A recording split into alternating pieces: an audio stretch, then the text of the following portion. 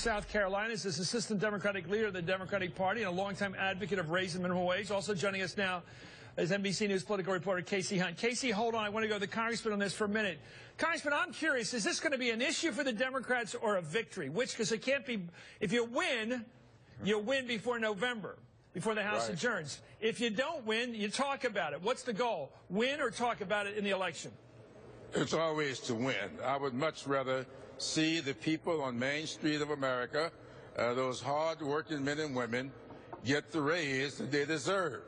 That's why we are doing this. We believe that to raise the minimum wage will lift a couple of million people out of poverty. It will affect, as we said earlier, 60% of the people who are affected by the minimum wage are women. And so many of those women are heads of households. So that's what we want to do. We want to give America a raise, and we'll worry about the politics of it later. Well, let me ask you about the politics, because I got to talk about it now, because I'm not sure this thing can win. You've got 199 members of your caucus. The Republicans have 232. You need 218, so you need at least, if you get every single Democrat man and woman, you're still short 19. How are you going to get those Republicans, the moderate Republicans, reasonable Republicans, mostly from the Northeast and Midwest, to vote with you? How do you put the pressure on these guys to sign your petition? I do believe that if all the Democrats were to sign this discharge petition, and I've already heard there are 2 or 3 Republicans who said they're open to this, then I believe that the pressure comes from the voters.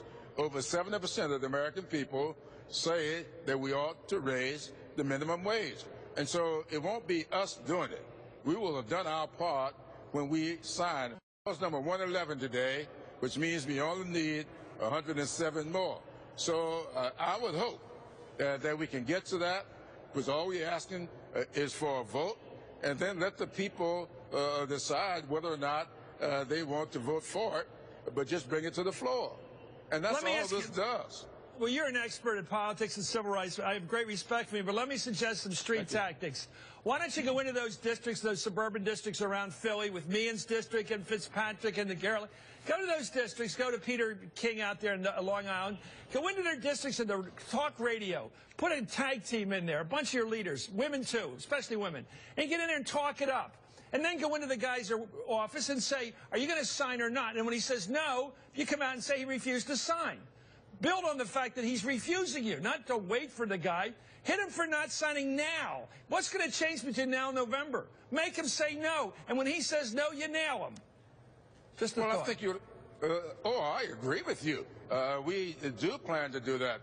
And we do plan for our challenges out there to raise this issue, run on this issue, and I really believe it is a winning issue. We have seen that even in a statewide race down in Kentucky. The lady down there who is running for the United States Senate is pushing the minimum wage as one of the things that she is for. I believe this is a winning issue for any of our people who are challenging out in those districts like Pennsylvania and New York. Congressman Clyburn, I want you to watch now what the governor of Connecticut was a powerhouse here on last night. He came on last night, and I couldn't stop him. Here's how he made his case. He was fighting with Bobby Jindal down at the White House. He came on here last night and kept the fight going. Here's how he made the case, machine gun style, on hardball last night. Let me point this out. The people who will benefit the most are women, and women are supported by 9%. We need to move people out of poverty. We particularly need to move women out of poverty. Women in our country deserve to work 40 hours a week and not live in poverty. Women in our country deserve a minimum wage that will lift them out of poverty, to raise their children, to raise their families, and to contribute. Either you're for women, either you're for building a middle class, or you're against it. Pretty good, huh, Congressman? Absolutely. I could not have said it better myself. Well, you might well after. Just listen to this guy. I love the way. Let's bring in Casey Hunt on the numbers. So hold on there, Congressman. Let's get a reporter to talk about the numbers. 218 to get a bill on the floor. 218 to pass it once you get it there. A petition can put pressure on Republicans, but it doesn't deliver the 218. Does it, Casey? Yes or no between now and November? I don't see it delivering 218, only because I don't think that there are that many Republicans who are willing to cross Speaker John Boehner. It's one thing to want to vote for this if your leader has decided to put it on the floor.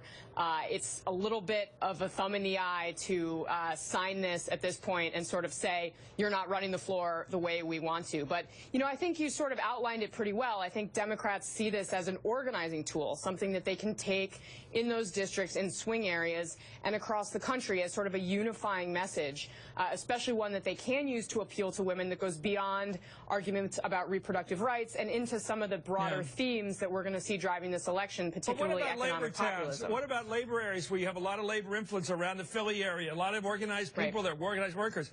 It's like card check. I'm not a huge fan of card check, but it would work in this case. You go around to the guy and say, or the woman and say, look, sign or don't sign. But you're not with the worker if you don't sign. You're not one of us. You're a free rider here. And those are the areas where then they got to go to the speaker and say, Mr. Speaker, you got to release me. You got to give us a break. There's too much heat on me. Right. Well, and that's the other potential effect that this could have. I mean, discharge petitions in the past have been used to put pressure on the opposing party to offer own version of similar legislation. So if there is enough internal pressure, it's possible that they could eventually put some pressure on to do another type of bill. But what the congressman was saying earlier, too, you have to remember there are some divisions even on running on minimum wage. While Allison Grimes in Kentucky is running on it and focused on it, Mark Pryor in Arkansas is running away from a federal bill. He's embraced a state-level hike to the minimum wage, but he says that the bill that's before Congress right now is too much too fast. And Senate Majority Leader Harry Reid put off a vote until at least later next month. Yeah, he's in a right-to-work state. Congressman Clyburn, you're hopeful of this happening, right? You think we're getting a higher minimum wage for the women especially? Oh, I really believe it's possible to do. I think you're exactly right, both of you. I think we're right on the money. We have to create a climate among the electorate to make them clamor for this. We aren't going to be able to make it happen ourselves. All we can do is get our people to sign, get our challenges to run on this issue, and those of us here need to go out there in the hustings and help them make this the issue that it can be. And if we do it, then I do believe that we can see some people saying to Mr. Boehner, you got to bring this to the floor. Well, Hardball supports a $10.10 national minimum wage, sir. Now it's official. You heard it here. Thank you, Congressman Jim Clyburn. Great respect for this fellow. Thanks for